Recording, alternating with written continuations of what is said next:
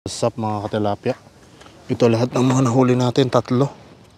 Ayan, tatlo po yung nahuli natin. Nakalimutan natin dalahin yung fishing net.